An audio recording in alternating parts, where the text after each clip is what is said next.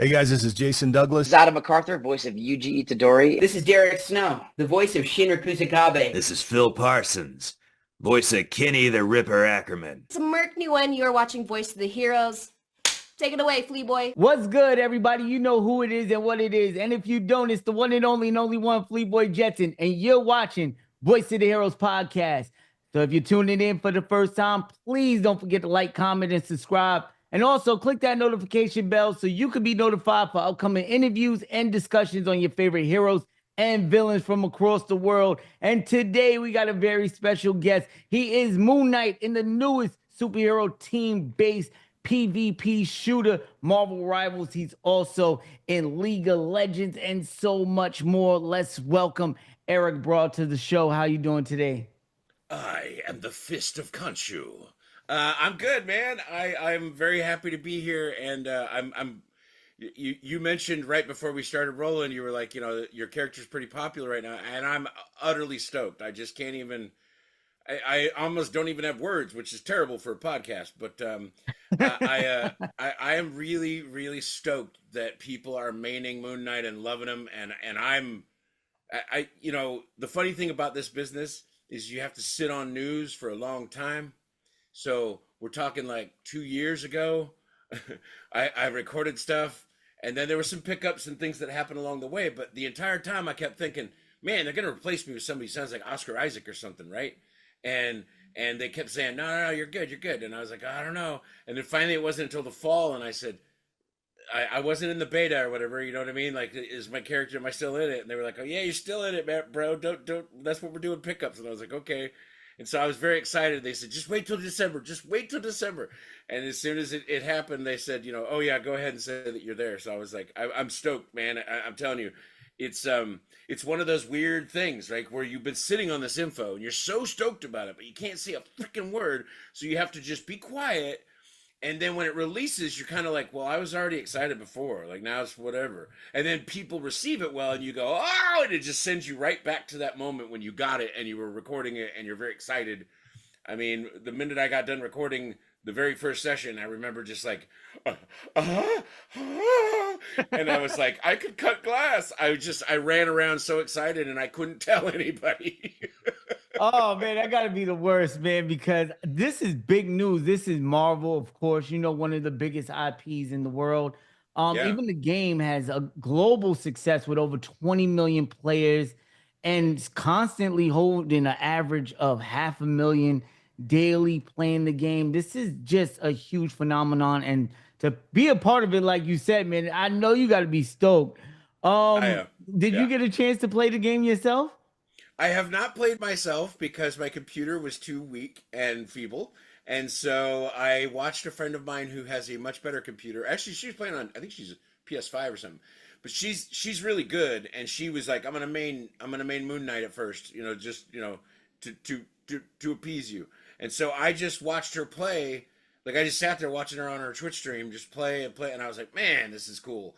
And then I've seen a few like clips of people that are like really good, and they figured out things with the onks and where to put them and all that kind of thing.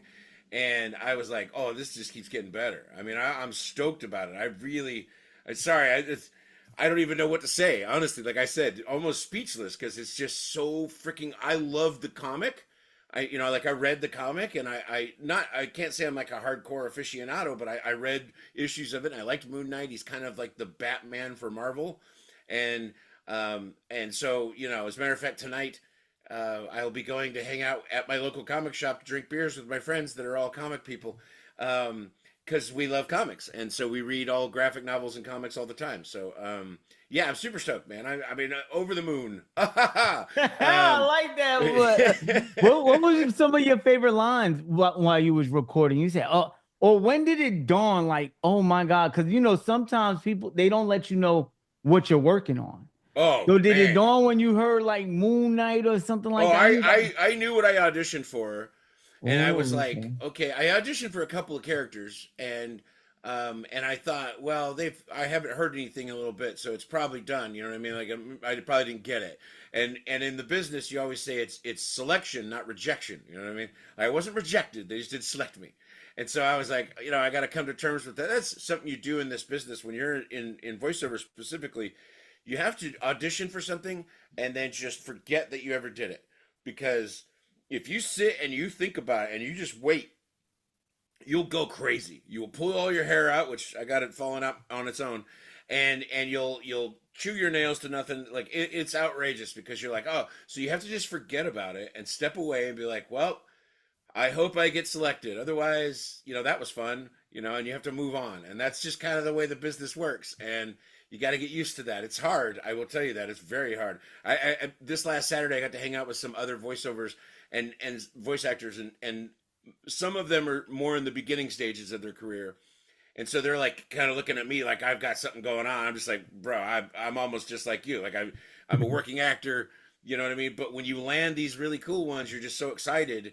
And then on top of it, I told you, like 2 years I had to sit on that and not say anything. And it was like, That is oh, man. crazy. 2 years. But yeah, finally they were like, yep, it's coming out this December. And I was like, yay! So, and then I actually, it was funny because I don't do a lot of fan cons or conventions or whatever, but there happened to be one that was coming up in December. And a friend of mine, we're in a game together called Bendy and the Dark Revival, which is like a horror walking simulator kind of thing. It's cute. It's really fun. Love the game. But we're in it together. And he was like, hey, I'm doing this con. And there's not like a lot in it for us, except they'll give us like a table and they're going to have a panel for us. And I go, okay, it's not far from my house. I'll meet you there. And he lives down in San Diego. So it was like, for him, it was like, I never get to hang out with him in person. So it was like really cool. And we hung out there. And then the con promoter comes over and he goes, yeah, I kind of wish you had told me about that. I would have promoted that. And I said, I couldn't tell you, and you already made all the stuff, the flyers and everything. Like I couldn't say anything. So and those of you that do want autographs and stuff, there's a Streamily thing coming up. I think March 2nd. So I'll be signing all kinds of prints Streamily wise, and I'll be streaming on my Twitch channel, which is just Erik Braa, and you guys can come by, and if you order one of the prints, then they'll have it sent to me, and then I'll sign it live in front of you. And ship it back to them, and they ship it to you so that I don't have your address because that's creepy. And yeah. Yeah, and those links will be provided for you in the description if y'all want to get into that. Definitely go support. Just out of curiosity, what were some of the other characters that you auditioned for? I auditioned for a Wolverine, but I mean, come on, Steve Bloom, right? And I auditioned for, oh gosh, there was a few. I can't remember what his name is now. I can't which character it is.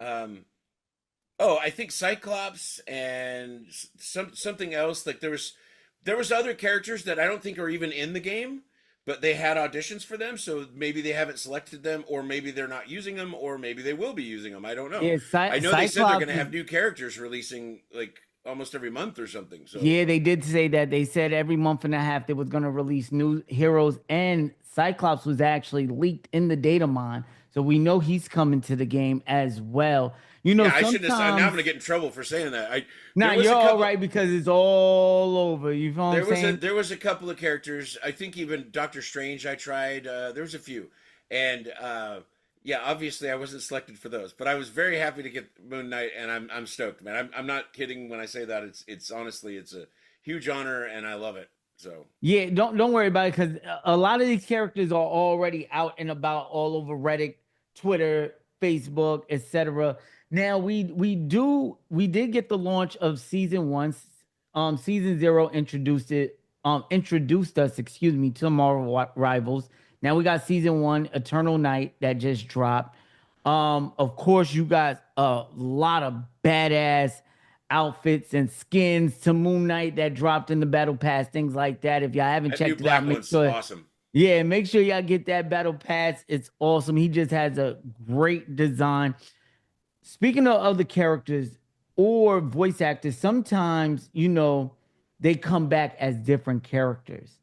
Would you like to come back as another character to this franchise and work on different characters? Because you did it in League of Legends. Jax and what was his name? Yeah, Draven and Vel'Koz. They both came after Jax. Jax was the first one I got. Oh, so you did 3. Yeah, and I did Jax before anybody knew what League of Legends was. Like it wasn't even released. It was still in development. And so at the time, because people always ask, and they're like, "What was it like when you knew you were going in?" I'm like, when I went in to do Jax, nobody knew what League of Legends was. It was just some game. We just knew that we were going into work for a game. You know what I mean? And I say we because it's like there's other voice actors that I know that you know. And we used to run into each other at studios and stuff, but now a lot more, a bit more remote. But yeah, there was a studio that was right around the corner. I used to work in video games, and I'm sure you'll want to know how I got into voiceover. And I actually worked as a tester in video games, and it's a very mind-numbing task. You know, it's not just playing. Everybody go, "Oh, you just play video games?" I'm like, no, I have to run into a wall. I have to, you know, make sure the collision works. You know, that like I have to do stupid stuff that nobody really would do except somebody found the bug, and so I have to go and reproduce it and then say it's fixed or not. And so it gets very, you know, you're just sitting there going, and South Park was pretty big at the time, and I hate this game, but you know, and I would do all kinds of impersonations and things like that, and I do what my mentor used to call leaking, where I just sit there and entertain myself by dropping different, what do you want? Come on, do it. You know, whoa, let's not get carried away. So I just do shit like that, and producers would come by, and they were like, hey man, you want to get in the booth? And I'm like, yeah, I do. And so then I got a couple opportunities, just small ones, little things of minions in the background kind of thing. Of course, they were hiring the big voice actors to do everything, and I was like, oh, one day, you know. And then I just parlayed that into actual work. You know what I mean? Like I met my mentor, who was Terry McGovern, who was Launchpad McQuack in the DuckTales series. Oh. He was also the voice that said, these aren't the droids we're looking for. Move along. So he, in Star Wars or whatever, but he was a mentor, and I reached out to him and he said, boy, if you want to learn how to voice act, you should learn how to act. And I went, that's a good idea. And I had some sort of, I mean, I guess you know, when they say like, oh, you got some natural ability. I had some of that, and so he identified that right away, and I kind of fast tracked. I went into scene study, and then I started doing my demo right away.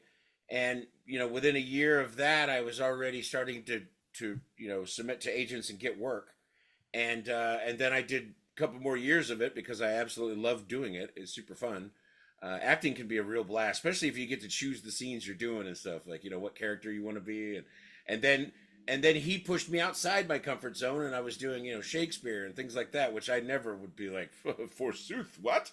But it was amazing, and it really made you understand, you know, the human behavior and what acting is. And then more with the focus on voice acting, it was more about, you know, utterance and things that are not aligned in the dialogue. You know what I mean? It's not there. It's, oh, I hate this thing. It just said, I hate this thing. You know what I mean? But you add the, or the, you know, huh? You know, what does a raised eyebrow sound like? I stole that from Brian Summer, who's another fantastic voice actor.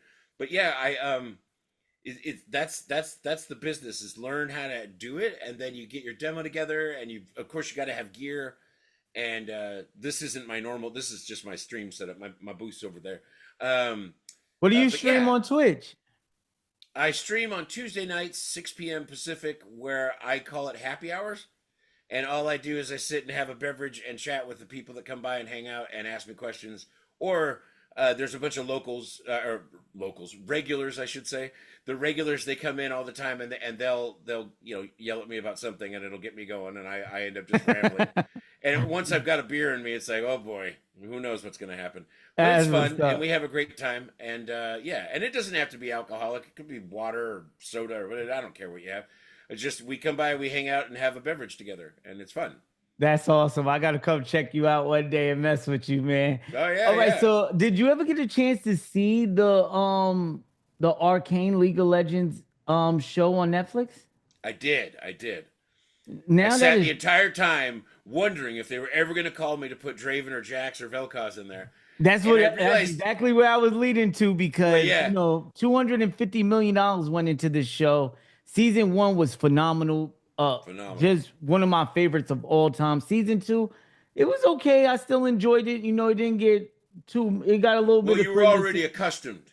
Yeah, but I still really enjoyed it, and it opened up the world for what could come. They already announced a couple of spinoffs, which leads to your question. which I hope you get the call for Jax or any one of them, because I would love to see them characters in it. I would What do you love to think do the Draven very possibility is? specifically. Unfortunately, Draven is not necessarily the most PC character as of today, like, in our times. He's a little too cocky jerk mode, but I love him, and I would love to do it. It's funny because one of the things I teach people, if I'm ever, people ask me like, oh, teach me about voiceover. And I have a beginner thing I run through really fast. And one of the things I always talk about is a smorgasbord of characters. Have this block of characters in your head, and you can just jump to them whenever you need them. And I had a character that was called Johnny Dammit, and he was a PI, and he was like noir PI, like back in the day in the like 30s, 40s. He was one of those like, boy, I knew the dame was trouble the minute she walked in the door, and that's where I was. And then they sent the audition, and I went, dig into the, the categories of what I have, and then what can I add and adjust and change to make it into this new character.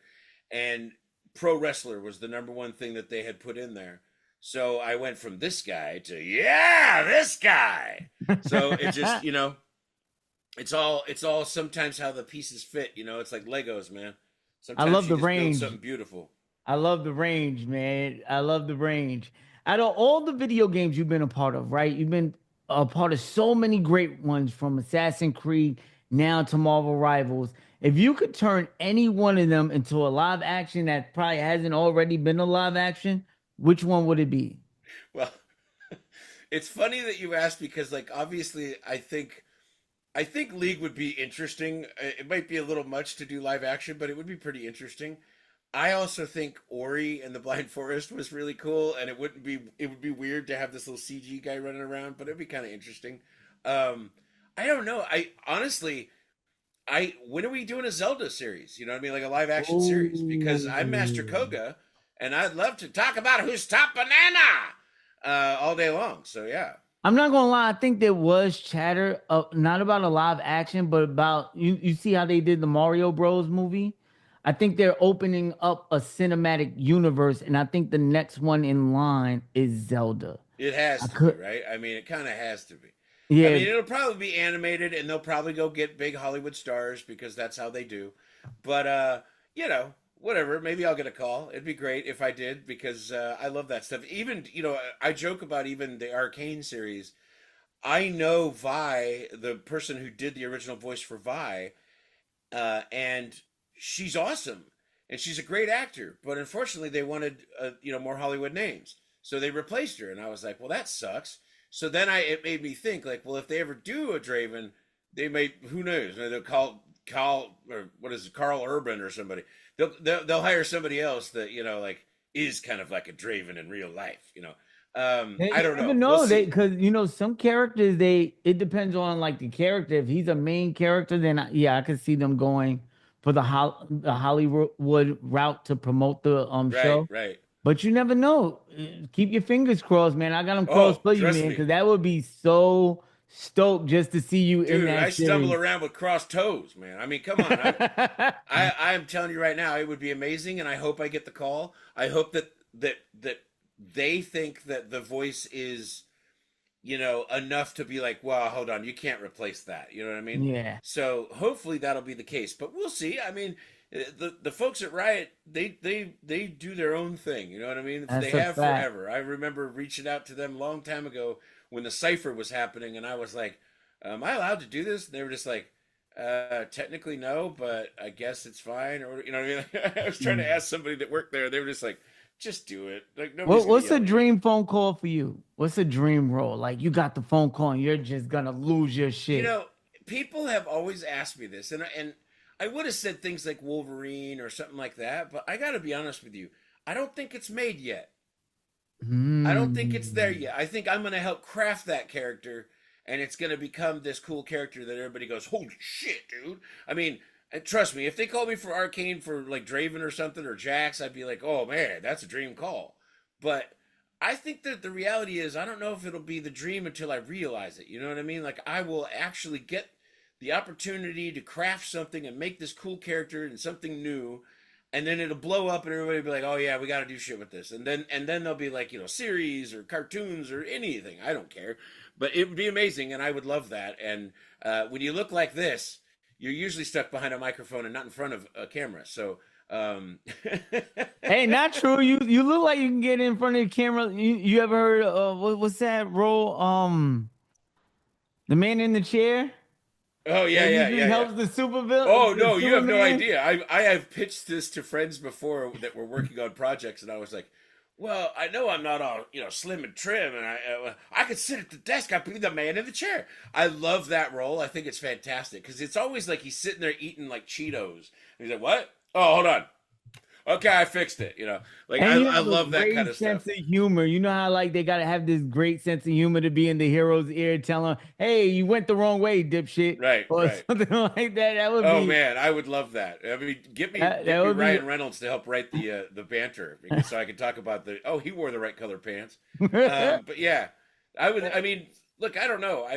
I'd be thrilled to get any role, to be honest with you. But yeah, a dream would be to create something and craft something that is iconic and that people go like, "Holy crap!" We love this it's character. something life changing too. Yeah, I mean, I have characters that people are big fans of. Master Koga, and funny enough, I was telling you earlier about my friend Dave Rivas. We're both in Bendy and the Dark Revival together, and I have a character in that one that is just so not my normal speed. Like, you know what I mean? Like I usually get picked. Oh, we want some deep, raspy, gravelly voice or whatever. And this character was like, "Oh, hello, my name is Porter." Like it was just like a Pooh Bear. You know what I mean? It was like Winnie the Pooh kind of thing.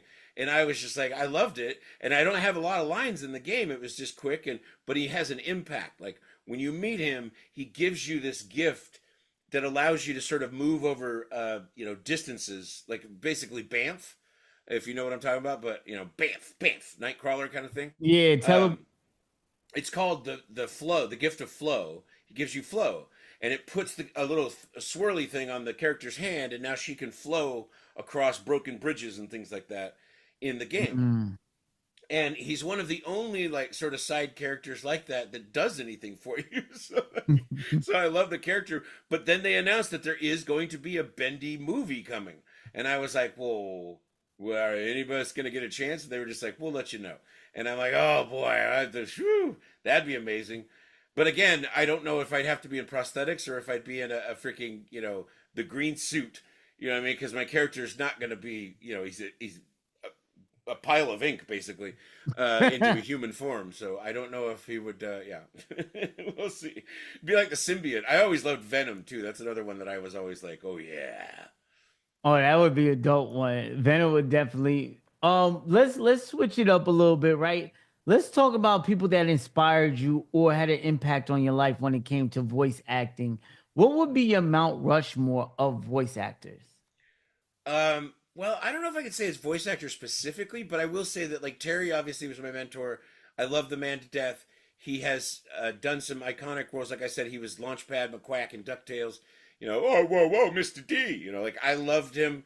I thought he was great, and he is great. But I love people like Fred Tatasciore, who to me is like the utility player of the voiceover industry. He's in like every freaking movie because he's additional voices or what. Like they need him for stuff, so he's just there.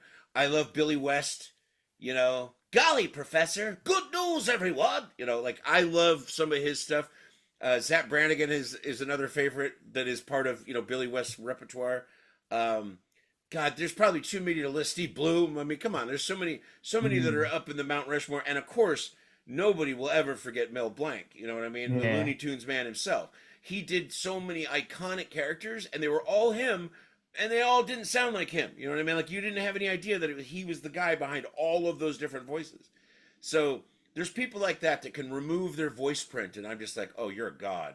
You know what I mean? I have a couple that I can remove my voice print from. It's not many. But, every now and again I can be like, "Hey, man, how you doing? I'm the Gator Boy. How you doing, man?" And it sounds different than my actual voice print, so people don't recognize that it's me. You know what I mean? Yeah. But most of the time you can get, you're like, there's a hint that it might be him. And I listen to that when I hear other actors too. Like there's actors I'll go like, "Oh, that's so-and-so." Yeah, I do that all the time too. When I'm watching a show or a movie, I'll be like, "Oh, that's such," with the Leonardo DiCaprio meme. That's Yeah, such yeah. and such. Yeah. And it's like people like Alan Tudyk, who I love his work on camera, and then on top of that, he's one of the most prolific voice actors I've ever seen. I mean, come on, man.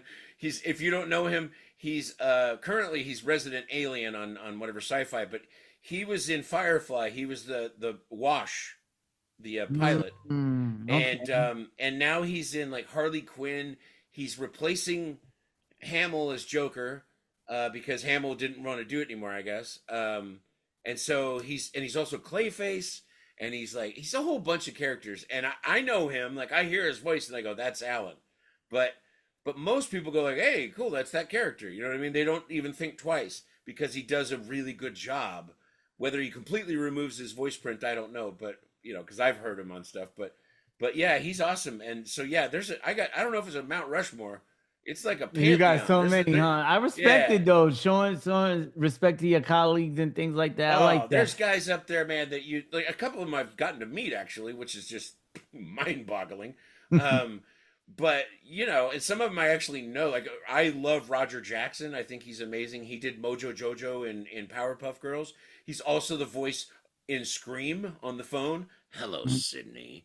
Like I just he is? and I love Roger. I didn't know that. Great, yeah, and he's got his IMDb will blow your mind. There's tons of stuff. But the cool thing about him is he's one of these very quiet kind of people. And he looks very he's kind of unassuming. You just go, hello, sir. And then he steps in the booth. And the minute they say action, this dude just explodes into something. And you're just like, you're amazing, dude. And that was one of my bucket list items. I got to work in a booth with him, side by side or face to face. And that was amazing. And then after that, I got to interview him and talk to him more. And I've actually hung out with him and had beers with him. And like, he's a nice guy. Like we're friends, sort of, at least acquaintances, but I think friends. But yeah, there's people like that, and you meet them, and then you get your chance. J.S. Gilbert that did Sweet Tooth, you know what I mean, in Twisted Metal and stuff.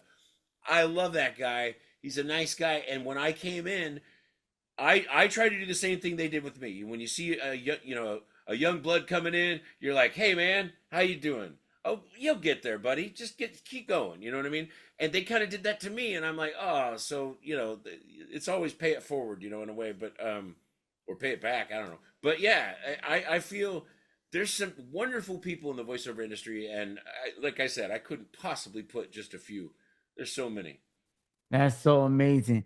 Now, what's one of the lines from any one of your characters that resonated with you on a personal level? You mentioned that well, okay, so I don't know if like when you say resonates, it's like I could say I'm the fist of Khonshu or something, but there's also like Draven stuff, which again I'm not like Draven. I'm not I'm big, but I'm not a cocky jerk, and he is, and he gets to say things I would never say. Like perfection. Yeah, I got that. Like it's so cool that he gets to do that because that's who he is. You know what I mean? He's this ripped, battle hardened warrior. But I don't know, man. There's so many. I was gonna play the joke of like, oh, it's the line from the Spirit Tree in Ori and the Blind Forest, Unda Puroko Ori, which of course is I made the language up. So Oh, you got to make that language up in the game? Yeah, I will tell you, when I was recording Ori and the Blind Forest, the first one, I the sound guy. Anyway, Andrew from Wabi Sabi Sound, we had met before. We had known each other a little bit, like, bumped, and we had mutual friends. And so he one day was like, how am I going to create this character? And he goes, oh, let me try calling Erik. And so he calls me, and we're talking, and he's like, so I have this idea, and I'm not really sure if it's going to work, but I think you might be the right voice for it. And I said, okay. And so we sat down together, and we were talking, and we even did a version in English. And it just, the forest cried when Ori was born, and everybody was like, eh. And then they were talking about, when you go to localize this and send it to another country, right? You have to put it in another language. Well, isn't it a lot easier to just change the text? The text file, you just got to change that. You don't have to redo any VO at all because it's a made up language. And so I got to make it up on the fly as we went. I started picking out words like fire and day were skora. But I would just pick out words, and I'd be like that. Yeah. So anytime that word comes up in English, I just put it in there in the other made up language, and I just you know. You know what I mean? I could be doing Java. You know what I mean? It doesn't matter because you're just kind of making it up, and that was the beauty of it, and the fact that he'd remind me like, oh, put more consonants in right now, or more hard stops, or you know, and so I got to create it on the fly, you know, improving it, and it was amazing, and it was one of the things that it will always resonate with me because I mean, come on, when do you get to do that? I got hired back to do the second game, The Will of the Wisps. And dude, they literally had some of the stuff that I had created phonetically spelled in the script so that I would come in there. And of course, a lot of times they went, well, we know who you are. Just do whatever you're going to do. But for the most part, they did have some things that were sort of phonetically spelled that they were like, yeah, we liked that from your first performance. So we want to sort of bring that back. And so it was really neat. And then, of course, I got to do more than just the tree. I got to do Qualock and stuff like that. So that was a very rewarding project, you know, and it's funny because I run into people that are not huge gamers, but they've played that, you know what I mean? Because it's a platformer. It's not that hard, you know what I mean? Well, it is when you're trying to get to that. I need to get to that ledge up there, but yeah, it's a platformer, so it's very accessible to people, and even us old folks, well, I can play that. So you know, run, jump, you know, hit. So yeah, that's one of the things I think that will always speak to me for sure. I don't even know where I went with your question. I probably you basically answered it like it's too much. You know, it's a lot out there, and some of these characters, you know, wouldn't resonate with me on a personal level because. You know, they're so out of the realm of me not, you know what I'm saying? I got where you was going with that. But let people know where they can follow you at. And if you got any projects or conventions you're able to talk about, let people know. I am doing a signing on Streamily on, I believe, March 2nd. It's streamily.com/Erik Braa, ErikBraa. Or you can find me at Erik Braa. And then my Insta is like, at EROCKVO, EROCKVO. That's where you can pretty much find me. Otherwise, my website is erikbraa.com. And if you have trouble sleeping, you can always check out my sleep story podcast called the Sleepy Time Broadcast. I'm also on the Calm app for that kind of stuff. I like doing a little bit of everything, man. I'll put you to sleep. I'll get you excited about a character. You know, I want to do it all. I want to be your voice. Kidding, but yeah, I love it. I love what I do, man. And I'll say this a million times: is if you love what you do, you never work a day in your life. That's what's up. Thank you so much for coming on the podcast, man. Much love, heroes, villains. Don't forget to like, comment, and subscribe. Also, love yourself, pass that love on, and love others. And until next time, it's the one and only one, Fleetboy Jetson, and this is Voice of the Heroes podcast. Thank you so much. Sing it with me,